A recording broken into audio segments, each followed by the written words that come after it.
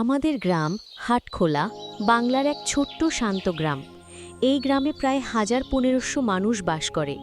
গ্রামের চারপাশে সবুজ ধান ক্ষেত, পুকুর, বন আর বাঁশঝাড় একটা প্রকৃতির কোলে গড়ে ওঠা স্বপ্নময় পরিবেশ। গ্রামের পূর্ব দিকে তাকালেই মনে হবে যেন একখঞ্চের স্বর্গ, কিন্তু উত্তর দিকে তাকাতেই কেমন একটা গা ছমছমে অনুভূতি হয়। উত্তরের জঙ্গল নিয়ে একটি প্রবচন প্রচলিত, তোমার যদি মন ভালো হয় তবেই উত্তরের জঙ্গল তোমায় ছেড়ে দেবে, না হলে শরীর পাবে ঠিকই, কিন্তু প্রাণ নয়। ওই দিকটায় একটা পুরনো বাগান আছে, যেখানে গরুগুলো চড়ে বেড়ালেও মানুষ যেতে সাহস করে না। এই গল্পের কেন্দ্রে রয়েছে ১৯ বছরের এক মেয়ে বনলতা। মায়ের মৃত্যুর পর অসুস্থ বাবাকে নিয়ে গ্রামে দাদুর বাড়িতে চলে আসে। গরিবী, অসহায়তা আর উপেক্ষার মধ্যে দিন কেটে যাচ্ছিল বনলতার। গ্রামে কেউ তাকে সাহায্য করতে এগিয়ে আসে না।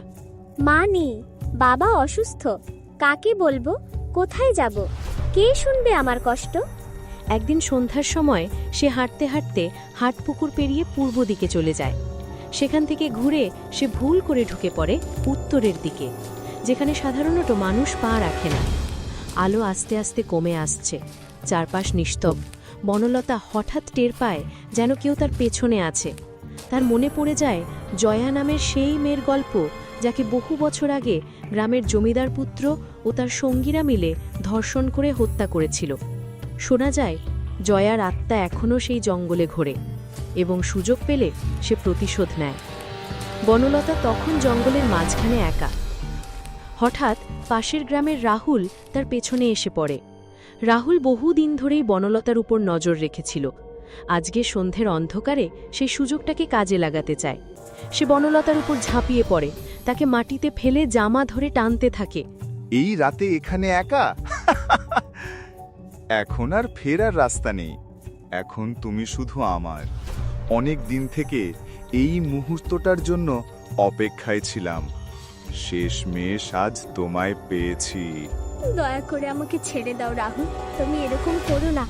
আমার বাড়িতে অসুস্থ বাবা আছে, আমার বাড়ি ফিরতে হবে। রাহুল, এরকম করো না প্লিজ। ঠিক তখনই শুরু হয় বৃষ্টি। ঠান্ডা হাওয়ায় কাঁপতে থাকে বনলতা। রাহুল টের পায় কেউ যেন তার পা ধরে টানছে। পেছনে ফিরে দেখে জয়া, সেই পুরনো আত্মা, হাতে ছুরি নিয়ে তার দিকে ছুটে আসছে। জয়া বুঝতে পারে রাহুল আসলে সেই জমিদার পুত্রের পুনর্জন্ম, তাই এবার সে প্রতিশোধ নিতে এসেছে। আর একটি মেয়েকেও তুমি ছুবে না রাহুল, এই জন্ম তোমার শেষ হোক। অন্য মেয়েদের জীবন নিয়ে খেলার তোমার কোনো অধিকার নেই। ভয়ে রাহুল চিৎকার করে উঠে পেছনে হোঁচট খেয়ে পড়ে যায়, আর জয়া শান্ত চোখে তাকিয়ে থাকে বনলতার দিকে।